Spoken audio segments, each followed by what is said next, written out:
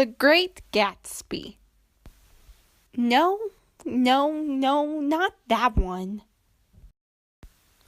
This one. The Great Gatsby, directed by Jack Clayton, starring Robert Redford, Sam Waterston, and Mia Farrow. The movie tells the story of Nick Carraway, a young man from the Midwest living modestly among the decadent mansions of the 1920s Long Island.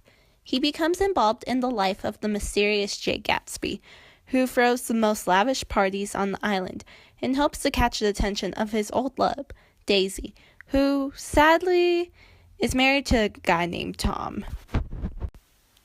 Now, if you're a fan of the 2013 Baz Luhrmann version starring Leonardo DiCaprio, you may have mixed feelings for the Clayton version like I do. Setting-wise, Clayton's version seems to be more accurate since it was released closer to the time that the movie takes place. The setting seems rich for the time and is a good representation of the book.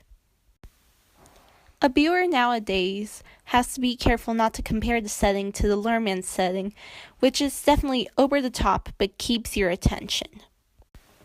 There were moments in Clayton's version of the film that just felt rushed. It was mostly only in the first half, however.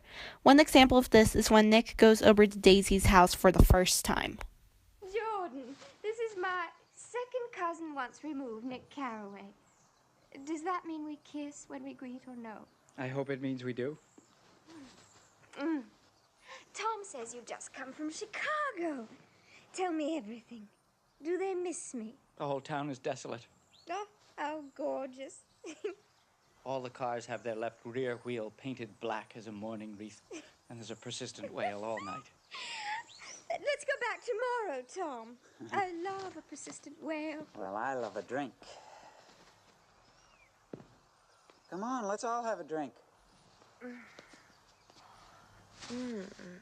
I've been lying on that sofa for as long as I can remember. You live across the Sound in West Egg. I know somebody there. I don't know a single person. You must know Gatsby. Oh, he's my neighbor. Gatsby? You can't really appreciate the scene as much since everything is just quickly occurring. Another example is when Nick meets Gatsby. The book and the Luhrmann version are different, but at least the Luhrmann version brings a sense of wonder when Gatsby is finally revealed.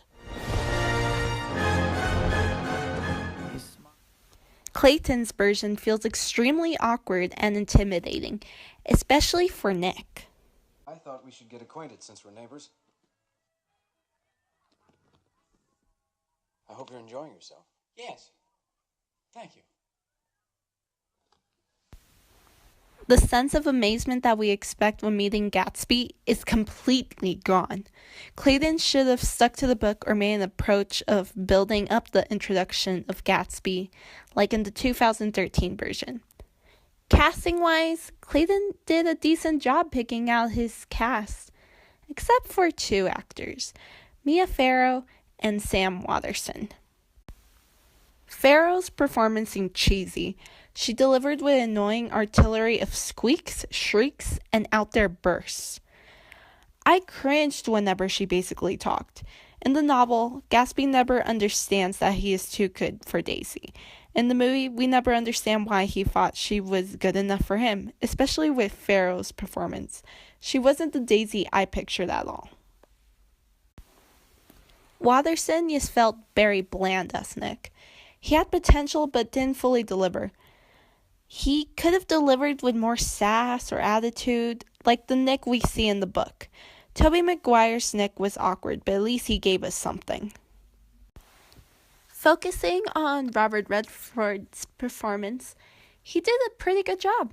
I was very happy with his delivery.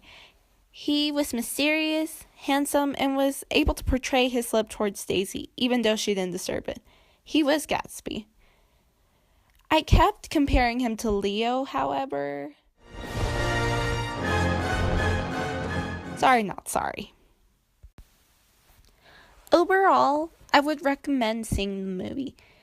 It wasn't bad, but definitely not my favorite. It gives you a different perspective on how the book was interpreted and how the characters were interpreted. So, Overall, it gets a 3 out of 5 stars from me.